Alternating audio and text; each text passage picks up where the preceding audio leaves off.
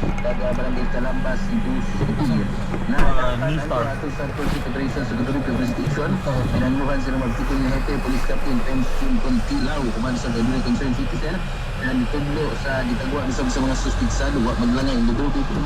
Pirunggo nila kini o gadiin, nasikop yun agad duha ka mga responsable sa mga krimen ginakuha gikan sa prisyon aga gituang kinawat gikan sa mga warehouse ng ibaten usaba sa kini pong biktima kadto pag grade nga DCP anyos gihikan na karon ang tupang kaso batok sila dinakpan kay kung kay naman kadto pag gi mga katropa ang kining biktima in town no na DCP anyos kining si pagpada iaga pangan katupag grade kini si Renboy Kadusali no sa Nubi Anyos luman ka taga Negros sa Oriental apan employed as caretaker sa Grandland Warehouse is may G46 Banawa sa City na matod pa nasakpan ni sa caretaker ang duha nga nangawat mo tong bisita katupag grade apan gipuspusan mo talaga higyan kini nga biktima daygo sa liog sa ulo nga pahin dagdagan pang biktima pero pagabot sudahan na luka pa kini og mao na dito no ang internal hemorrhage sa mga daygo ang ulo ini ang mga hospital ni subat dala silang kinawat apan way sila tinilakpan sa magtiko nga kapulisan sa Duty Police Station. So mga kamuhanan balik ko ka si Charles dito sa Duty Police Station para sa mga kapulisan di ay kape no. Howie, you want to go there? Right there.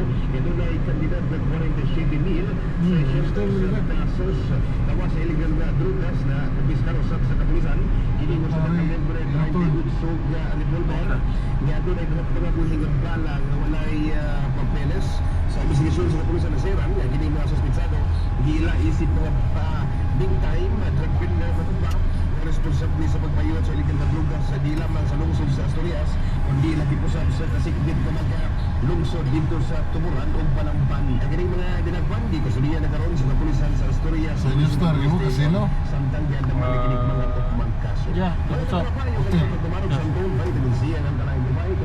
Sino? Sino what's up?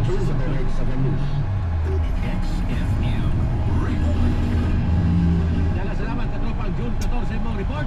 Samtang Police Regional Office 7 PRO 7 masingos ka na pagigbatok sa online scam. Hinabinakad to na lambigit sa turismo sa Sugbo mga katropa. Atong sa ron pinag sa report ni katropa ang John Raymond Chavez Viking.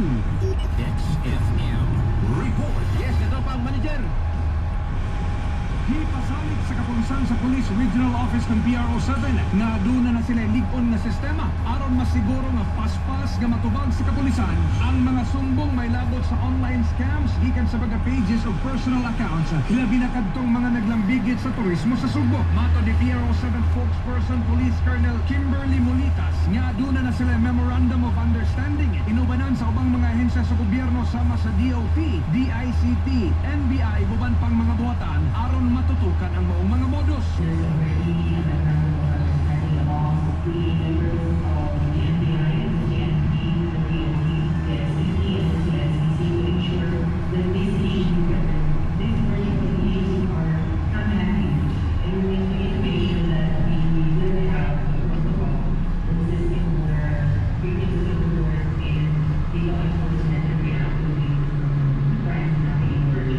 Ang tipik sa pamahayag ni ni PRO7 spokesperson Police Colonel Kimberly Molitas. Giawha usab niini ang mga biyahero, lokal man o langyaw, na pirming susihon una ang pagkalihitimo sa tourism pages sa dili pa mag-book, makikitransaksyon, umuhatag sa ilang mga personal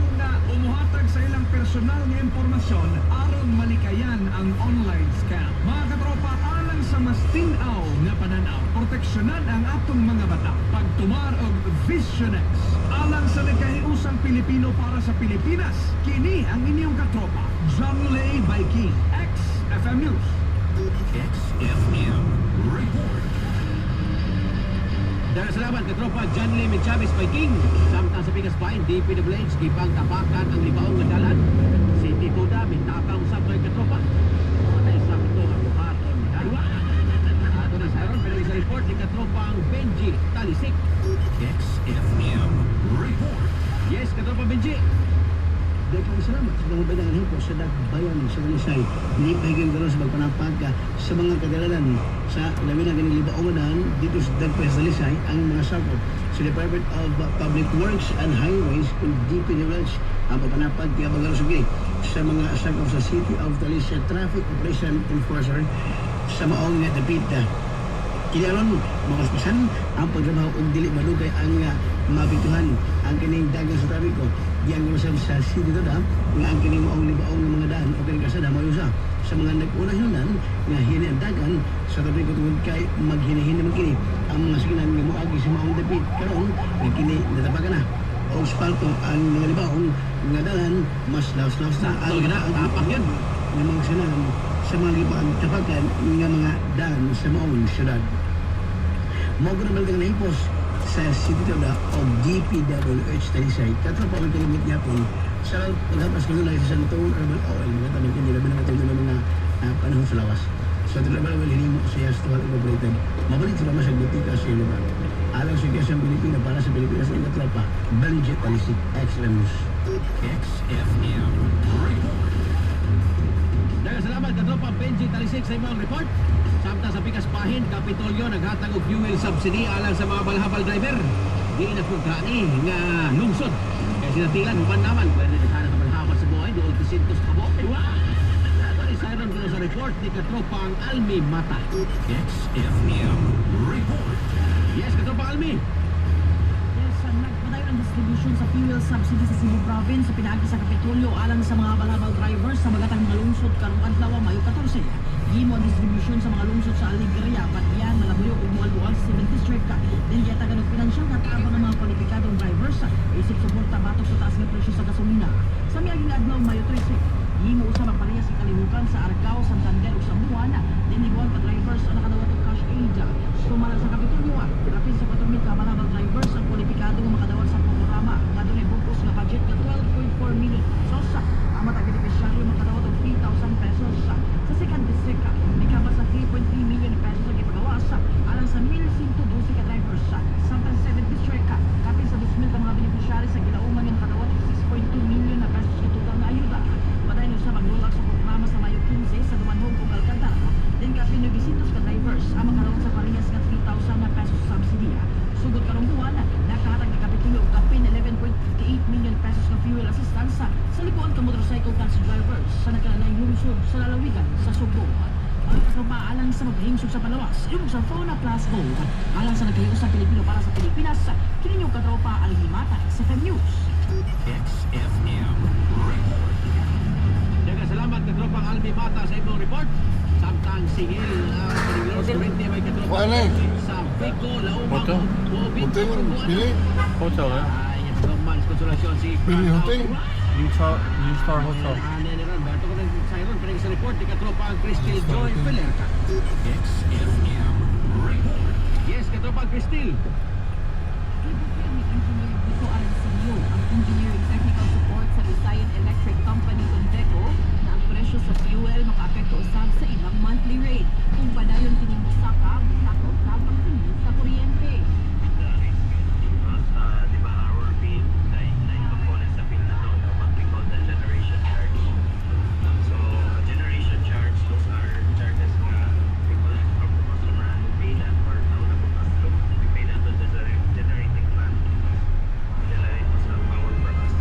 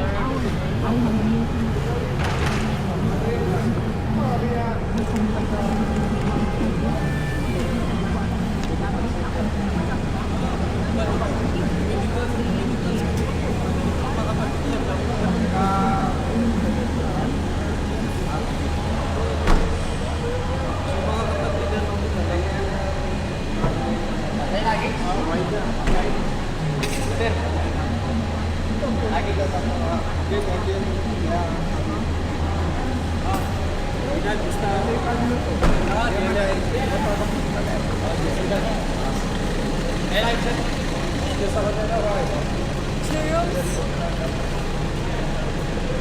not comfortable. Please. Next time.